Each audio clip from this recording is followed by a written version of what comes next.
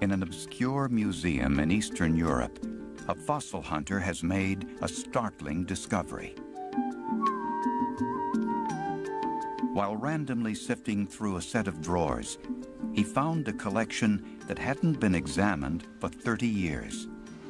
I was going through these drawers, finding drawer after drawer of very much the sort of fossil I would expect to find, really nothing of any particular excitement. And then, pulling open one drawer, I spotted, in the middle, sitting in a little cardboard tray like so, a fossil the likes of which had never been found anywhere in the world. The paleontologist Per Alberg had found a new piece of evidence in a 400-million-year-old detective story. How and why creatures first left the water to live on land.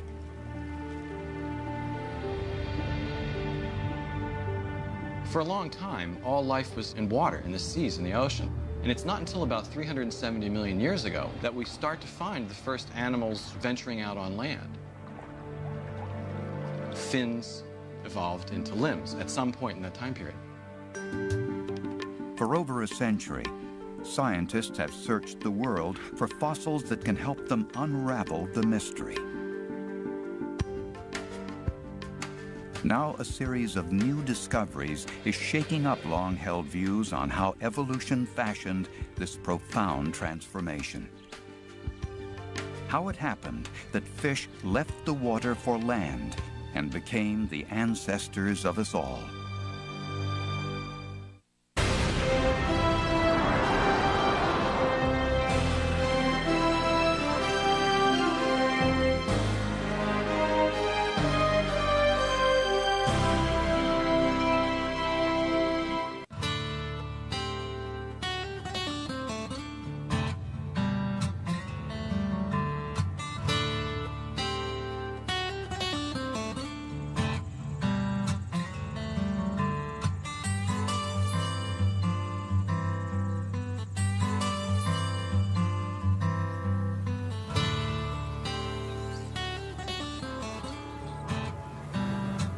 In north-central Pennsylvania, near the Appalachian towns of Heiner and Renovo, stretches an ancient sandstone formation known as Red Hill. It was here that paleontologists Neil Shubin and Ted Deschler discovered extraordinary new clues in one of evolution's most enduring mysteries: how ancient creatures left the water to walk on land. The reason why I'm in this business is because of a sense of discovery. I mean, that's really what I like to do. Being a paleontologist is great because if you look at rocks of the right age, of the right type, and if you're really lucky, sometimes you can find a fossil which will fill one of these big gaps in evolution, one of these big transformations. It's a detective story, and you're finding evidence out there. We're breaking rocks, and we're looking for little pieces of evidence to help piece together this story of how limbs developed from fins. The story began to take shape back in the 18th century with a simple but crucial observation. A vast array of animals showed striking similarities. They all had 4 limbs. They are tetrapods. We are tetrapods, to wit, 1, 2, 3, 4. Horses are tetrapods, evidently enough. So are dogs. So are lions, tigers, and bears.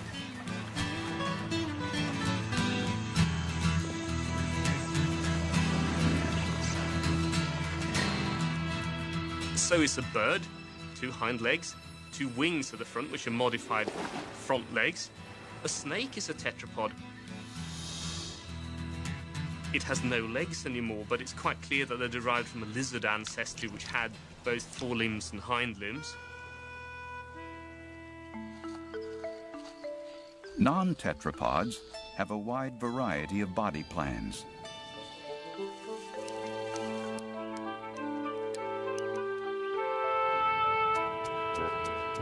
Some have hundreds of legs. some have none.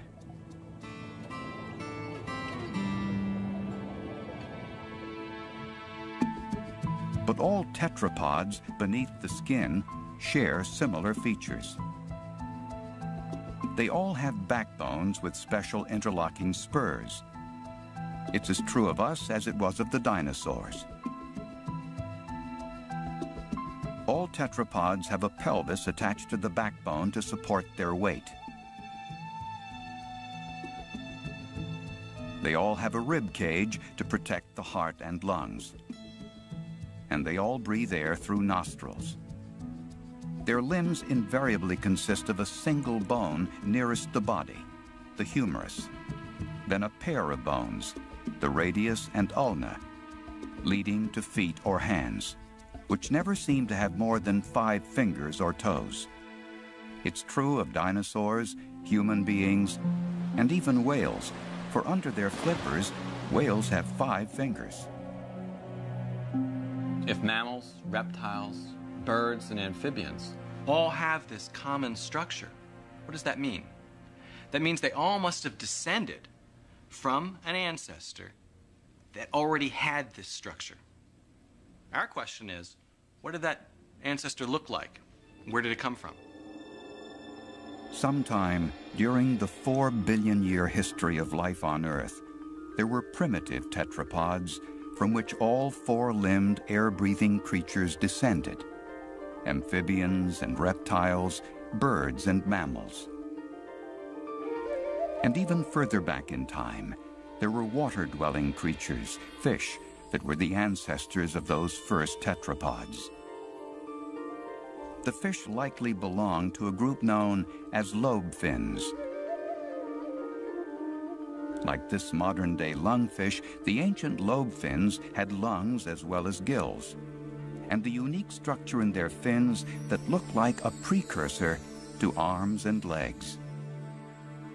There are 2 types of bony fish on the Earth today: ray fin fish and lobe fin fish. Now, ray fin fish are very common, as represented by this common sole here, this creature's dinner. And in fact, most of what we have for dinner are the ray fin fish. The reason why we call them ray fin fish is because their fins are composed of a very special sort of bone. You can see them here. These are the rods, these are the rays that make up most of the surface area of the fin. The type of bone that makes up these rays is not present in our limbs. Now, this monster here, for better or for worse, is one of the fish that's most closely related to us. It's a lobe fin fish. And the reason why we call it a lobe fin fish is because its fin is composed mostly of this thing here, which you can see is this fleshy lobe. Now, from an evolutionary perspective, this lobe is very important because many of the bones that make up our limbs actually first evolved within this lobe.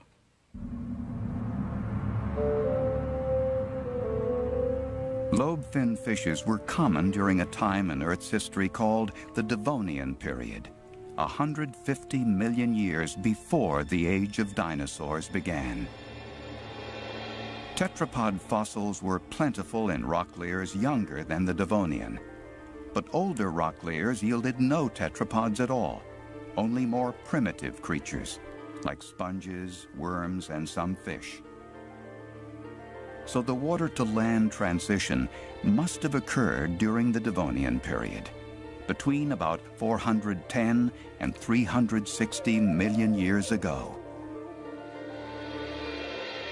Imagine for a moment that you were able to go back to the world just before the beginning of the move onto land.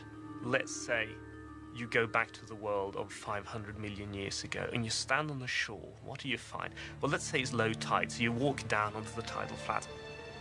You find it's really not that different from today. There are rock pools and maybe anemones and stuff growing in them. There are seaweeds draped over the rocks. There are little arthropod things, crustacean-like creatures and so on scuttling around. The overall picture, the system is there, and it's not so different from today. But turn your back on the sea and walk inland, and what do you find? A barren, empty wasteland.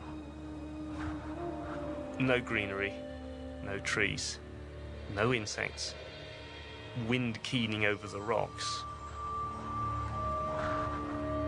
A barren land that could not possibly support you.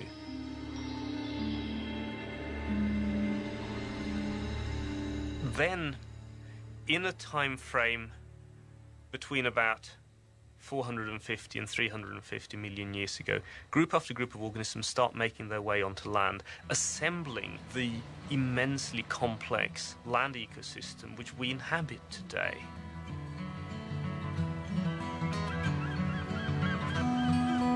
In 1881, on the Gaspé Peninsula of Quebec, a crucial discovery was made by a Canadian farmer.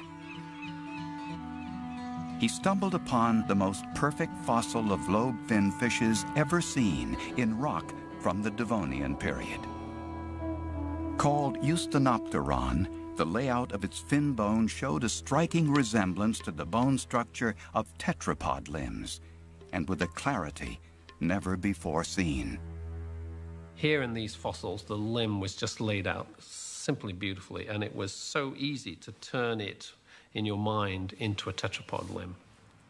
These bones, the one and the two bones, they were laid out, and there were these bits in the ankle and the wrist and so on.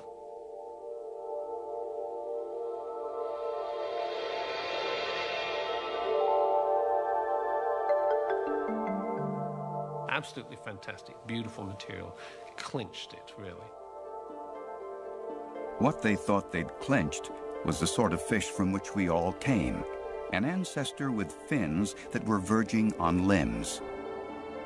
But could they find creatures that looked more like tetrapods, animals with the beginnings of true arms and legs?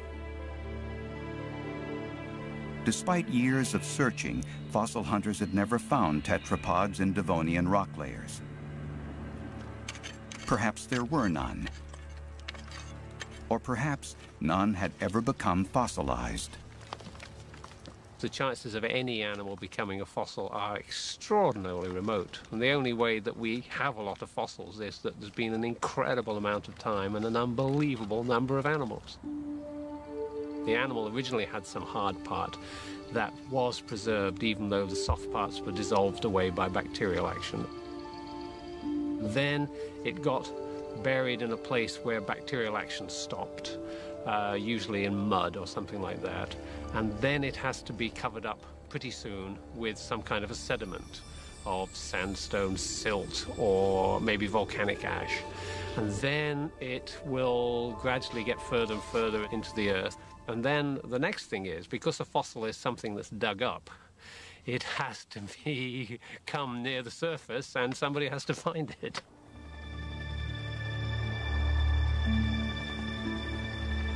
In 1931, fossil hunters got lucky. A team of Swedish scientists on a geological expedition to Greenland came upon a 360-million-year-old Devonian creature that definitely was not a fish. It had the telltale bone structure of a tetrapod. It appeared to be a milestone along the evolutionary path from living in water to living on land. They named it Ichthyostega, meaning fish plate, since the roof of its skull was still fish-like. People have been looking for this, in a way, ever since Darwin, ever since 1859. This transition is the one that so intrigued everybody, going from the water to the land and no evidence of it, and then, boom, they found it. Terribly, terribly exciting. Really very, very important. It fell to Erik Jarvik to analyze this crucial new discovery. He spent years digging hundreds of fossilized bones out of the rock to try to reconstruct the anatomy of the creature. Jarvik was a brilliant anatomist, incredibly painstaking. He began working on Ichthyostega in 1948, but didn't complete the work until 2 years before his death in 1998.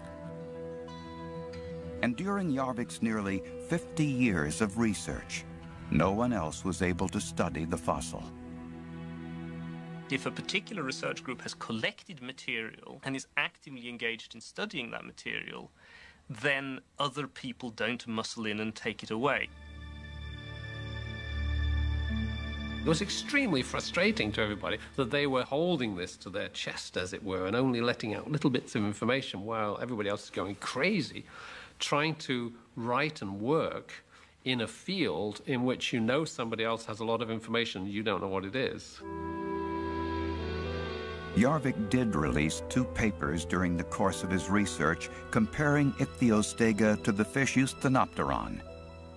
He was convinced that Ichthyostega had been a true tetrapod, with a rib cage, a pelvis attached to a backbone with interlocking spurs, and 4 limbs with 5 digits each that would have enabled the creature to walk on land. Ichthyostega was then the most primitive tetrapod ever found. Still, there must have been several intermediate creatures between it and a fish like Eusthenopteron. No one was ever really satisfied with Eusthenopteron as the immediate ancestor of something like Ichthyostega. So I think people have not only been looking for things that are a little less fish-like than Eusthenopteron, they've also been looking for things that are a little more fish-like from Ichthyostega, so wanting to close the gap from both sides. Somewhere in the rocks, there may be other fossils of 4-legged creatures from the Devonian period that would help fill in the evolutionary sequence from water to land. There may be more what are often called missing links.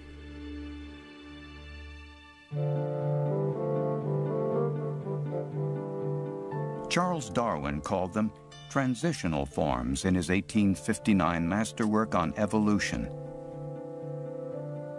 One striking transitional fossil was found in 1861, the Archaeopteryx, a reptile with feathers. It was widely hailed as proof that birds had dinosaur ancestors, but few such clearly transitional forms have been discovered. Presumably, the transitional forms were very rapidly outcompeted by their own more advanced descendants. So these transitional episodes in the history of life tend to be brief and involve, it seems, relatively low numbers of species and probably low numbers of individuals. Some transitions occur when there are dramatic environmental changes. Creatures not well suited to the new environment die out. But just by chance, some members of a population will be able to survive. Those with thicker fur if a climate turns colder. Those with longer bills if a major food source develops deeper flowers. Most of evolution is stability in the production of new species that are pretty like the ones that came before. You have 500,000 species of beetles, just for starters. But every once in a while, you do have a transition to a very different kind of environment, or you do have the invention evolutionarily of a very different kind of organ or structure that allows the occupation of a part of the ecological world that wasn't inhabited before, and that catches our attention. So there was a point when you didn't have organisms on land, so what was it about the evolution of creatures that lived in the sea that allowed them to get onto land? The most popular explanation for why fish evolved to walk on land was proposed by Harvard paleontologist Alfred Sherwood Romer. Romer based his hypothesis, known as the drying pond scenario, on a view long held by geologists, that the red color of Devonian rock meant it had been a time of severe drought. The drying pond scenario basically ran like this. There were lobefin fishes living in the rivers and lakes of the Devonian continent. But because of the seasonal droughts that were supposed to be happening during the dry season, a lot of these pools would be drying out.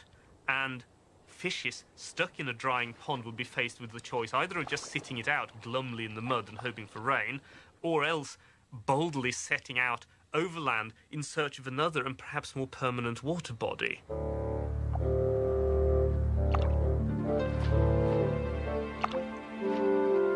The idea was that lobefin fishes became gradually better and better at using their lobe fins to drag themselves across the mud. Romer suggested that limbs evolved as fish adapted to making this desperate march across land. These would have become the first tetrapods, our ancestors.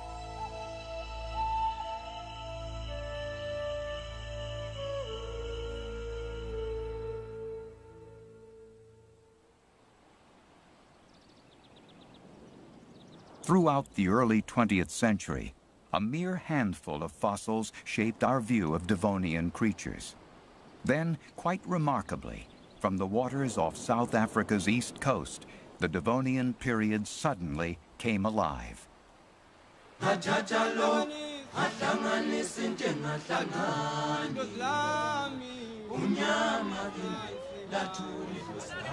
Just before Christmas 1938, Marjorie Courtney Latimer, the curator of a small museum in East London, South Africa, was called down to the docks to examine a most unusual catch. 22nd of December 1938 was a wonderful day. I came onto this most beautiful fish. It was just on 5 foot. It was silver and gold and green and blue, and had white kind of flecks on it, and to my horror it had these slim-like fins. And I thought to myself, what on earth can this be? I've never seen a fish like this. Somehow I was going to preserve it.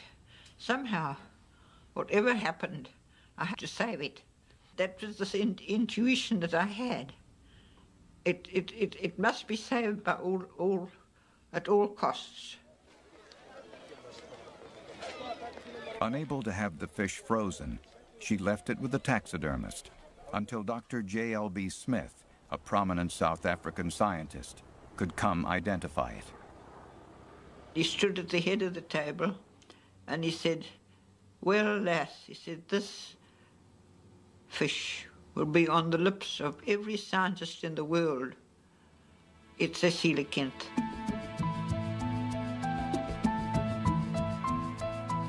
Coelacanths are a group of lobe-finned fishes that lived during the Devonian period and were thought to have gone extinct over 76 million years ago. It was absolutely fantastic because it's living, and it's exactly like having found a live dinosaur or a live Archaeopteryx, and it was all those things like The Lost World by Arthur Conan Doyle and whatnot come true. It's absolutely amazing. That means it was the middle of the summer, huge fish, 5 feet or so, no way to preserve it. So it was preserved in a taxidermist mount, a skin mount, with the bones of the head and the skin. And everything else was thrown away, which of course was a tragedy, because all sorts of information went with it. With little left to study, Smith was determined to find another coelacanth alive and offered a reward to local fishermen. It took 13 years, but finally, a coelacanth was found off the Comoros Islands near Madagascar. It didn't walk on the bottom, but it was later seen that its fins moved in an alternating left-right pattern, just like tetrapods do when walking.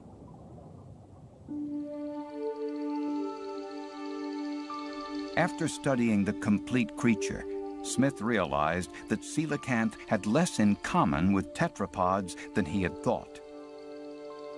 Most of its organs were distinctly fish-like.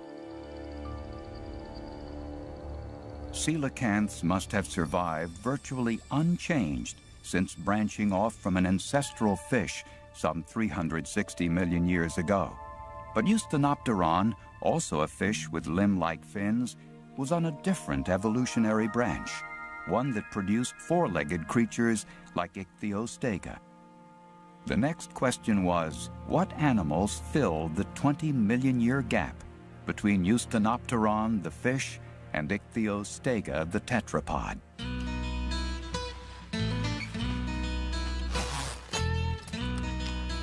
The answer came in 1981 from a motorcycle enthusiast who was also Per Ahlberg's advisor at Cambridge University Museum.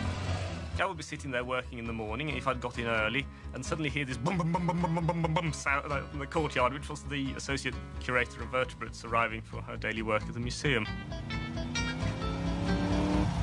I was always somebody who was interested in natural history, really from as far back as I can remember. And in England we have little I Spy books where you tick off what you've seen. And I used to have a whole collection of those. And a whole collection of the little observers books. And we used to go on holiday specifically so that I could either look at the local flora and fauna or look for fossils. Jenny Clack had long dreamed of solving the mystery of how and why creatures first walked on land, but it seemed a remote possibility. I had just finished my thesis when I started work here, and was looking around for another project. And a colleague of mine said, "Don't worry, something will turn up." And I didn't believe him. What turned up was the notebook of a geology student who had visited Greenland years earlier. In one corner, he'd made an extraordinary note. He'd found remains of Ichthyostega, the creature Erik Jarvik had discovered. He'd noted Ichthyostega bones and skull bones common. And early tetrapod specimens are not common anywhere, particularly not Devonian tetrapods on a mountain in Greenland. Even when they've been collected in the 30s, they weren't common. They were chance finds after days of walking the scree. And to see this in his notebook just set the bells ringing. We have to go there.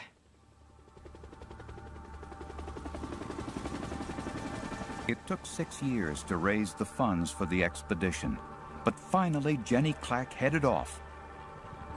Accompanying her was her PhD student, Per Ahlberg.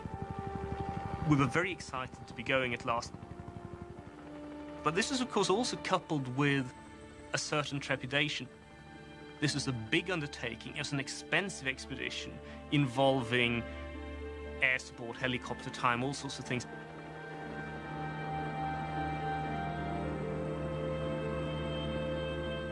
It's at least 100 miles from the nearest permanent habitation, and that's an airstrip which is only manned during summer. And of course it was possible that we were going to find almost nothing, or at least nothing new. So the potential was there on the one hand for a spectacular success, and on the other hand for a considerable embarrassment. The landscape is vast. You have no sense of scale because there are no trees. And so something will look as though it will take you half an hour to reach. It actually takes you several hours. Even with maps and detailed notes, Ahlberg and Clack feared they'd never find the right spot. The notes in the book say 825 meters, and in fact that was wrong. We'd been starting too high up the mountain, and eventually we thought, well, first of all we thought, are we on the right mountain? And then we checked, and yes, it was the right mountain. So we decided that we would start from lower down.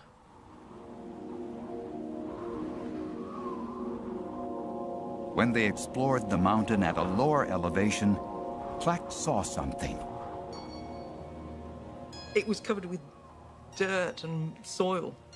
It very nearly got thrown on the scrap heap. But fortunately, we brushed some of the dirt off and we could see part of a skull. They had found the most complete tetrapod specimens since Erik Jarvik's expedition 56 years earlier. Fossils of a four-legged Devonian creature called Acanthostega.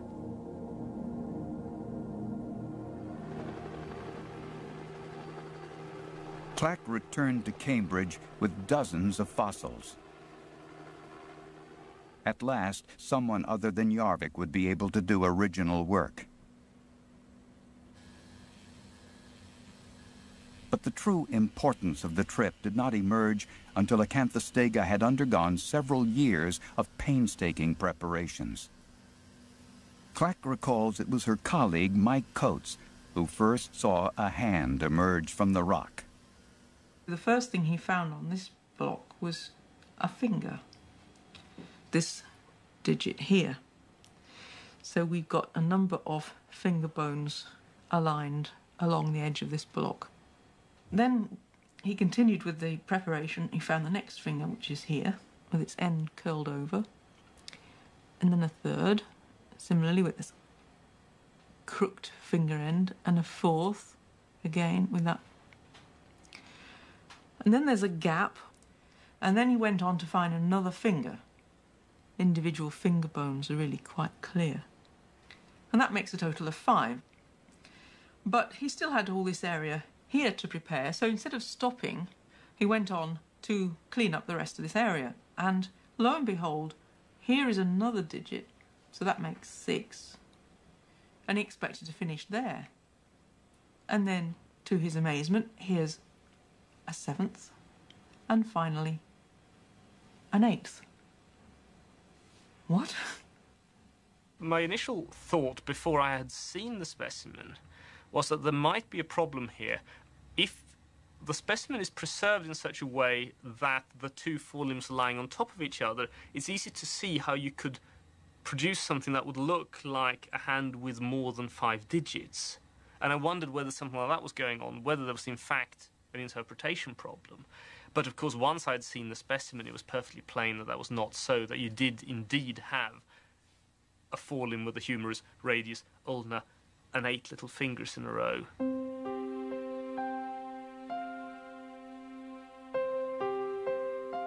Acanthostega had 8 fingers on one hand, suddenly calling into question one of the most basic assumptions behind the previous 100 years of research. Until that day, I had assumed, like everyone else, that 5 was the primitive number of digits for a tetrapod limb. The old explanations for the origin of this structure, after all, one of the most fundamental and defining structures of being a tetrapod, and in our own way of being human, was in the bin. Alberg and Clack now believe our earliest ancestors with legs must have had numerous digits, and then somehow evolution reduced them to 5 over the eons. And upon further examination, Acanthostega called another fundamental assumption into question. Its limbs were not made for walking. If you look at the limbs, what you find is that the joints are all orientated, angled, so that the limb would have stretched out just to the sides. You know, on the end of the humerus, the radius and ulna just fit in grooves along the end of the bone, not as they would in a later animal, underneath there. So it's not supporting weight like this. There's just no way it could have brought its leg underneath to take any weight. Similarly, with the hind limb, which we found a bit later on, similar kind of arrangement, no ankle to speak of, just a paddle-like limb. Acanthostega's legs would have been useless for walking. And what's more, it could never have lived out of the water for long. It breathed primarily with gills, like a fish. The evolution of legs was apparently not triggered by the need to walk on land. So the thing that has really changed is that rather than the fish going onto the land while they've still got fins, we've turned that completely on its head. So now we've got tetrapods in the water, still in the water, while they've got limbs with digits. Stunned by these revelations, Clack checked her findings against a fragment of Ichthyostega, which she'd found in Greenland. Her team prepared the specimen and counted the toes. 7. Why didn't Jarvik see this? There was more that Jarvik had not seen. Clack found that Ichthyostega's legs were also not made for walking. They, too, were more like paddles.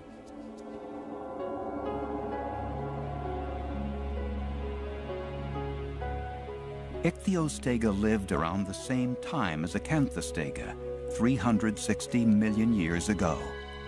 And while they both had limbs and gills, Acanthostega was a bit more fish-like, especially in the structure of its tail. These differences show how evolution was experimenting, tinkering with different body plans that would eventually result in all modern four-limbed animals. But what drove these changes? It had been widely accepted that fish evolved legs to move between bodies of water during times of drought, the drying pond scenario. But now that explanation no longer fit the facts.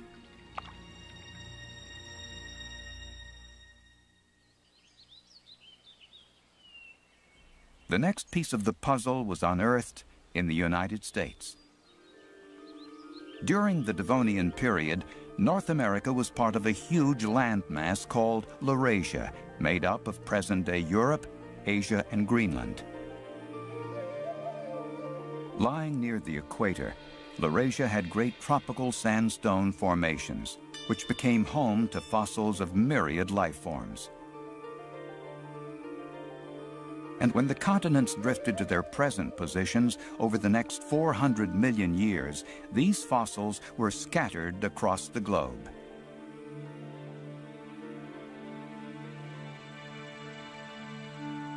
Here in Pennsylvania, a wide stretch of Devonian sandstone runs through the hills. Most of the range is forested, the ancient sandstone layers buried. But there are places where the Devonian layer was exposed when the hills were blasted away to build new highways. Paleontologist Ted Deschler began combing this area known as Red Hill while a graduate student of Niels Shubin. No one had found tetrapod fossils here despite years of searching, and Deschler was hoping for a change of luck in a newly excavated road cut.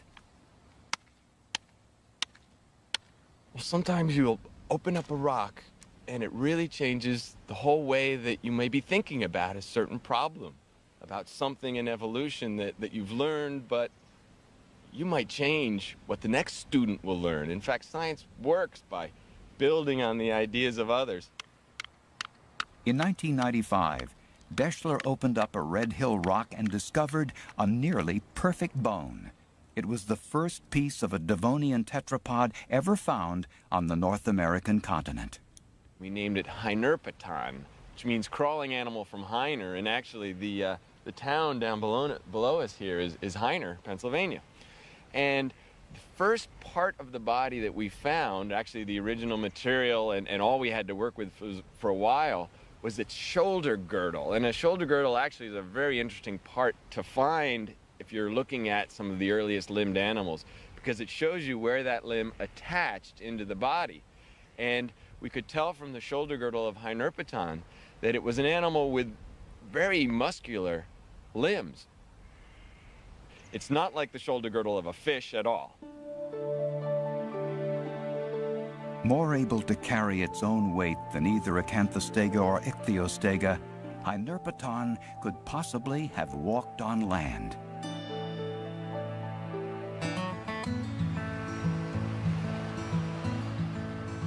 Deschler and his colleagues had noticed something else. Among the swaths of red sandstone were patches of green material. Okay. Majority of the rock out here at Red Hill, of course, is red. Climbing up through sandstones, siltier sandstones and mudstones. But right into this zone up here, we start with a green layer. It's reduced, probably because of all of the plant material that's buried within the rock here. Finding these fossilized plants prompted the Red Hill team to rethink some old ideas.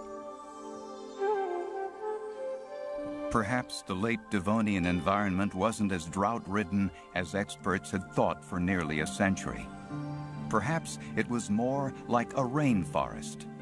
The most common thing we're finding is a tree-like plant. It actually has a long, tall trunk, and some people say these got up to 30 meters tall, so these were truly the first canopy sort of producing plants. We also find fern-like plants and a variety of other things, and so we're really seeing a diversity from a site like Red Hill.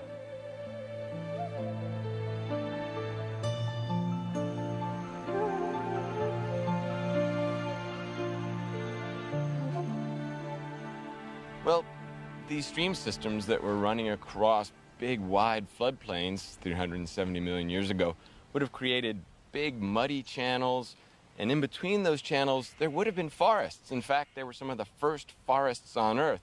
Plants had finally taken hold of land environments, and that's a very important change when you think about it. The Earth was brown and muddy for the billions of years previous to this point in time, and it was during the late Devonian, really, that the land got green, and especially in wet areas like these deltas that were shedding off and running into a seaway out in Ohio.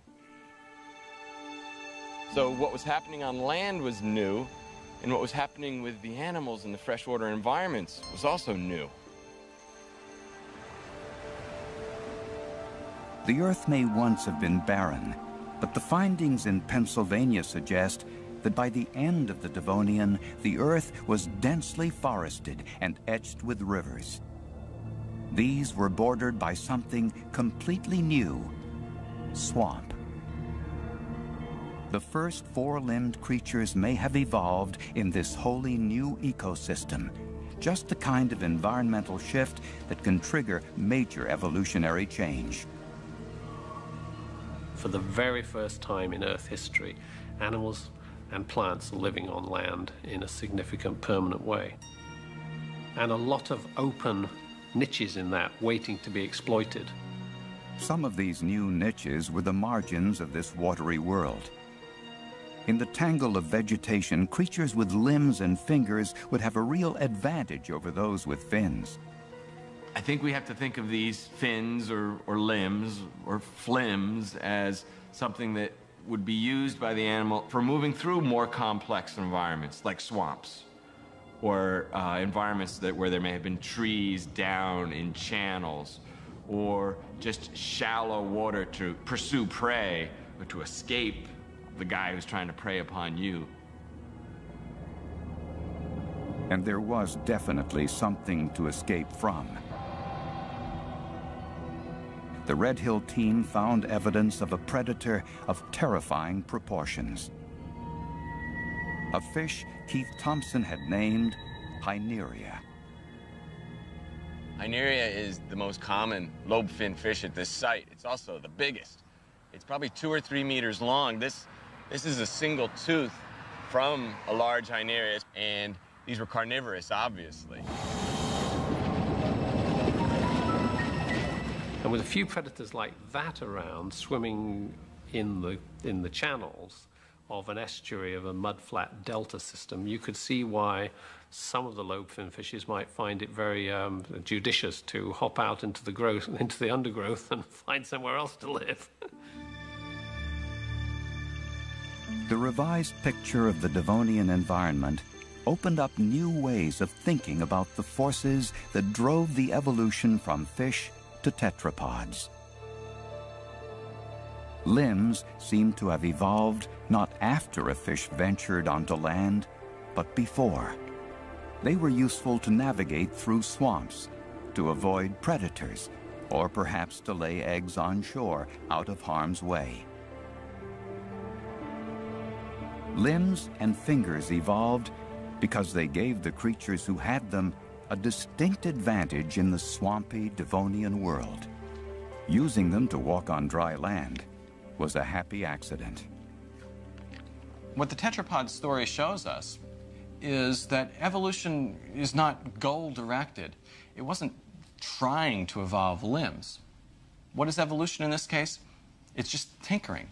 What we're seeing is in these streams 370 million years ago, a bunch of different types of fish tinkering with new ways of making a living in that new environment.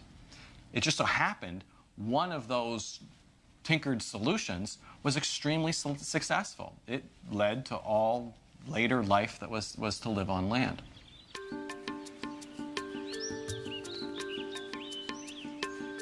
More of nature's tinkering would be revealed when Per Ahlberg, now of London's Natural History Museum, visited Eastern Europe.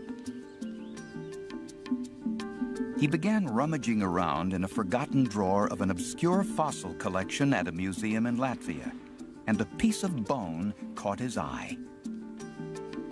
It turned out to be a jaw fragment from a Devonian creature that showed both fish and tetrapod characteristics. I picked this piece up, had a look at it, turned it round, and really I knew within about half a minute that here was something absolutely extraordinary. Ahlberg named the creature Livoniana after the region in Latvia where it was found. And to confirm his suspicions that it really was a transitional fossil, he ran it through something called a cladistic analysis. It's a database that lists all the anatomical features that distinguish fish from tetrapods. Some are obvious. Does the specimen have limbs or fins, lungs, gills, or both? Others reflect minute shifts in the position of blood vessels or bones. Such fine detail allows scientists to identify a creature from just a fossil fragment and place it on an evolutionary tree relative to other animals. As an example of the kinds of distinctions cladistic analysis can make, Ahlberg has placed the lobe-fin fish jaw on one side, the Livoniana jaw in the middle, and the tetrapod jaw on the other side. The differences are subtle, but significant. What you can see, if we look at the endpoints, is that these two jaws differ in quite a lot of ways. First of all, if we look at this pit in the fish's jaw, which is a particularly important feature, a deep hollow that goes all the way through to underlying bones. The bone you're getting in the bottom there is a different one to the ones that are coming up on the surface here. In Livoniana, that's the same place. The pit has almost disappeared, surrounding now a blood vessel hole here, which we didn't have in the other jaw. If we look at the tetrapod, we have the pit now gone altogether, and here's that lower blood vessel hole there in the tetrapod. So in this respect, Livoniana kind of agrees with the tetrapod. On the other hand, we find that in the fish, a bone from the outer surface of the jaw comes down to here and ends, and it abuts against another bone up here called the prearticular. In the tetrapod, the bone from the outer face comes all the way up here. It forms a big tongue extending backwards, so, and it comes all the way up here beneath it. So quite a different arrangement. Livoniana here has got the junction and the bone exposed on the surface, just like the fish. So in this case, Livoniana agrees with the fish. So as you can see, depending on which characteristic you look at, it either lies sort of halfway between, or it agrees with the tetrapod, or it agrees with the fish. Exactly what you would expect from an intermediate form.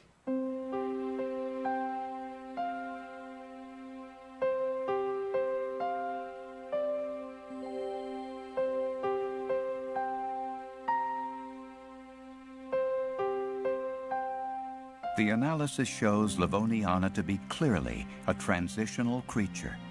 It fits on an evolutionary tree about midway between fish and tetrapods.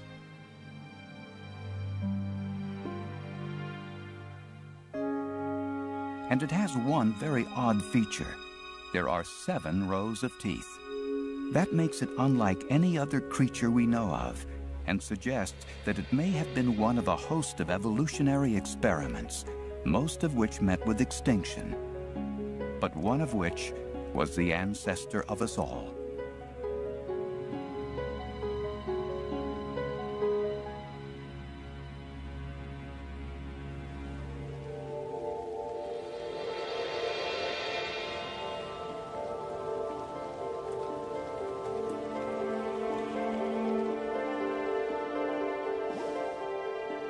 In recent years, Darwin's 400-million-year-old detective story has become much less shrouded in mystery.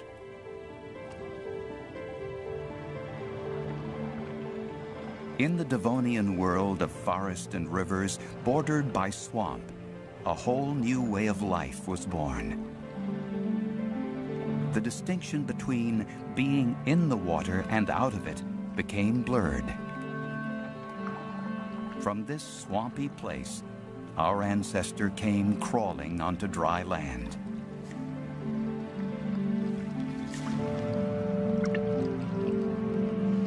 It was one of the most momentous events in all of evolution. For one day, that creature's descendants would inherit the earth.